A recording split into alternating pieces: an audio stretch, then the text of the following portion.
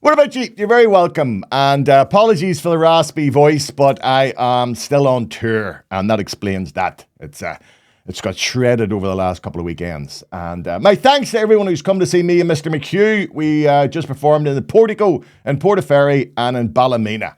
And many thanks to all who turned up. We're in Armagh this coming Saturday, the 18th. And if you happen to come along, there's a few tickets left. Now, if you are one of my Patreon subscribers, I'm very happy to offer 2 complimentary tickets to one of my remaining shows subject to availability. So you can see where the remaining shows are by going to jakeokane.com and just drop me a message on Patreon and I'll get that sorted.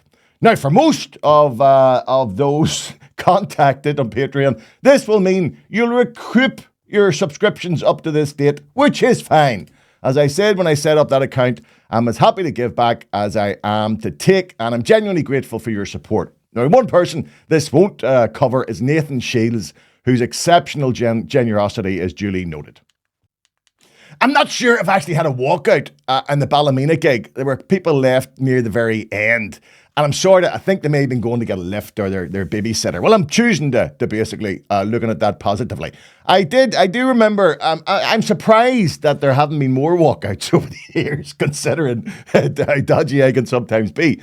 And it was Ballymena again, that one of my most favourite experiences happened. Whatever material I was doing, there was a couple sitting about the second row, and just it caught my eye because it was a husband and wife. And whatever I was saying, the husband was not amused. Do you understand? The husband was not amused. He didn't like what I was saying because I could see his big head getting redder and redder and redder. So after about 30 minutes, he cracked, and he jumped up, made a big jumping up and grabbing his coat and he started pushing his way out of the aisle, right? And he just turned around to the wife and went, "What? I love this." The wife went, "Sit down. Sit your arse down." And he had to go back like a wee lamb and sit down.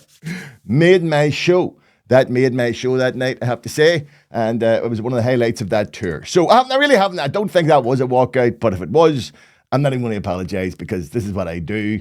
And, if you're that easily annoyed, you should stay at home and watch Gardening Hour. That would be a good idea. Yeah, you don't be coming to live comedy because I think people sometimes get this confused. Live comedy is not like TV comedy, and it's not like writing for a newspaper. It is live. Anything can happen. Anything can happen. And I can say things that even don't mean sometimes, but it's great crack. It's great crack. And who knows what'll happen with it. We're in the second half of the tour now. You know, I keep waiting for somebody to try to hit me.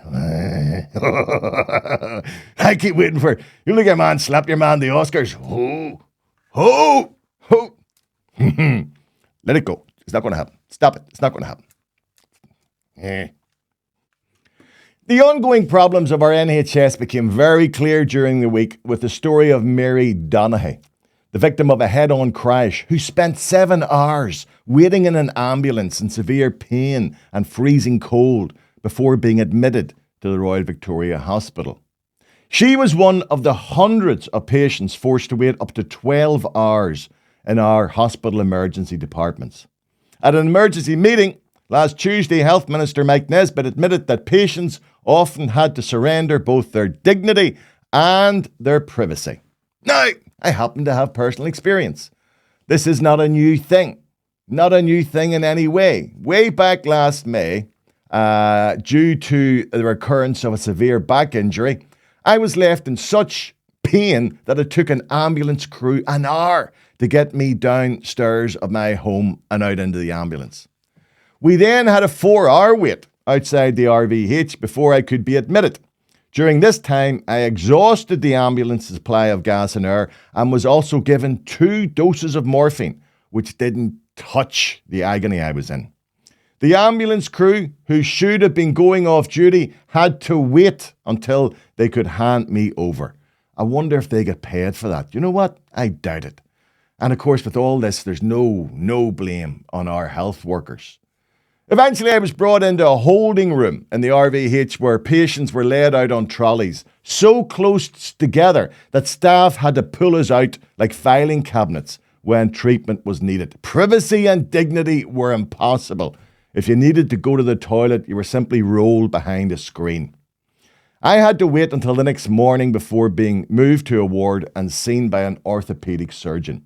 He immediately diagnosed what was wrong, stopped all analgesics, and gave me a large intravenous dose of anti-inflammatory medication. And miraculously, I was able to leave the hospital within hours.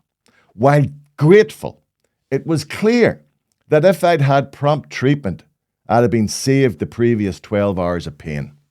No blame, as I say, in any measure can be laid at the doors of the staff who treated me as they courageously battled against a tsunami of patients, while all the while understaffed and under-resourced.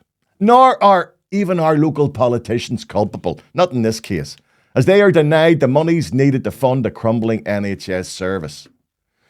The blame for the creeping death of the NHS lies solely at the feet of successive British governments, both Labour and Tory, who have callously decided to allow our health service to wither and die. While billionaires are allowed to dodge paying their taxes, ordinary citizens who do pay their taxes have been conned, as the services we were promised, such as a working health service, are no longer fit for purpose. I am part of the last generation to remember what it was like when we had a functioning NHS, where healthcare was available at the point of need. I remember free dental care. I remember a time when you didn't forget about waiting on the phone to get an appointment with your GP. Your GP visited you at home. When I injured my spine, my injury was diagnosed and treated in a very timely fashion, and there was no issue in my spending a lengthy period recuperating in the hospital. All this is still available, of course, but only if you have the funds to pay for it privately. And that's the future we all now face. And that hasn't happened by accident, but by design. I'm not a conspiracy nut, but neither am I so gullible as to believe that the incremental destruction of the NHS was inevitable. The argument used all the time is that we have an aging population. Most developed nations also have aging populations, but they do not have our difficulties. I'd love to end on a positive note, people, but that would be delusional. The damage already done to the NHS is, in my view, irrevocable. So my advice is, start saving. Start saving for private healthcare. You're going to need it. Now, if you've been following me for any length of time, you will know that I've been highly critical of the state of Belfast city centre. Those in authority have allowed the north of the city to fall into complete dereliction, having been conned like a bunch of thick patties into the ludicrously named Tribeca scheme, which of course never happened. Not a brick has been put on top of another brick. But the idiots in City Hall, this is great, this is brilliant, it's going to be amazing. Nothing. You understand? Apart from buildings falling into decrepitude. And the place, it looks worse now than it did during the Troubles. This is where it is. But the incompetence of our masters doesn't end there. For while their sins of omission allowed the city centre to look like a suburb of Los Angeles, they have also, through sins of commission, given a green light for greedy developers to erect structures of absolutely no aesthetic finesse nor refinement. It can only be described as brutalist architecture. Monstrosities of red brick have sprouted up around the new University of Ulster campus. Well, they look more like American jails than student accommodation. I think one of them is called a coop. I swear to Christ, one of them's called the coop, not a chicken coop. Now, let me tell you, that's very unfair. Because I grew up on a farm, and I used to go and get the eggs out of the chicken coop. And my granny's chicken coop looked a lot better than they have down there. But here, at least we had the Titanic Museum to offset these ugly facades. Opened in 2012, the museum is situated beside the Harlan and Wolff drawing offices, which has now been transformed into a new hotel, and where the Titanic was designed, built and launched. Now, for all the world, it looks like a star fallen from the heavens, with an exterior constructed from 3,000 individual silver anodized aluminium shards. And the glitter in the sunlight, even our shite sunlight. Beautiful thing to behold. Whether seen from a car travelling on the M3 dual carriageway, from a cruise ship sailing into Belfast Lough, or a plane landing at George Best Airport, the museum was both beautiful and a building our city could be proud of. But no more. For work has now begun on the construction of yet another luxury apartment block called Loft Lanes. Do these people think they live in New York? Is that what they're trying to... What delusional bullshit this is? Loft Lanes. Anyway, this in a city where thousands of such apartments lie unoccupied. Now, on top of entombing the Titanic Museum, the new towers will block views of the historic Harland and Wolff cranes.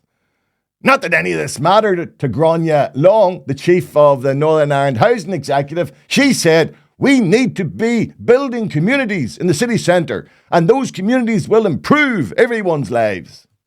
Now, obviously, the community she's referring to are property developers, as the majority of the 778 apartments will be privately owned and rented to tenants.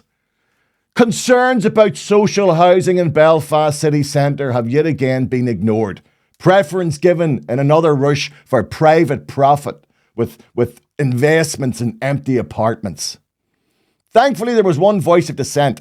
That was Belfast Deputy Lord Mayor Anya Grogan, who argued that not only would this development be a scar on Belfast skyline, but she highlighted real concerns about the placement of the building so close to Belfast Lough and the dangers that posed of flooding, with the Rivers Agency warning that the new development didn't meet required standards. Now, others have pointed out the lack of adequate car parking provision, with the developers countering that their site prioritised pedestrians and cyclists over cars. Aye, right. Aye, dead on, right. Aye. Do we look like we came up a legging in a bubble or what? Ulster Architectural Heritage have concerns about the lack of water treatment and sewage infrastructure, though I am sure the developers will argue that their tenants don't shite. Or maybe they know that most of the apartments will never be occupied. They're simply a way to get some profit and investment in property. Now, this is the latest example of greed trumping need in the provision of housing in Belfast. And why is it, people, that us plebs have to jump through a myriad of hoops to get permission for even a modest extension to our homes, but property developers appear to have the golden ticket? They have no such problems, even when building tower blocks surrounded by such criticism and problems. I'm certain the Belfast councillors who voted through this latest monstrosity will have an answer. And I, for one, would be very interested in hearing it. Until then, I want you to have a view of the state of North Belfast that these same councillors voted through with the Tribeca scheme. Isn't that beautiful? What about that? What about that there? Isn't that lovely? Can you see the regeneration in these pictures? Can you see the revitalisation of Belfast City? This is all down to the same councillors who have now voted through this bullshit operation. Don't start me. Thankfully, we seem to be coming to the end of the cold spell we had over the last week or couple of weeks, where the temperature at night dipped well below freezing. Now, I happened to be walking through an underpass in Belfast when I noticed this. Someone had made a bed of cardboard.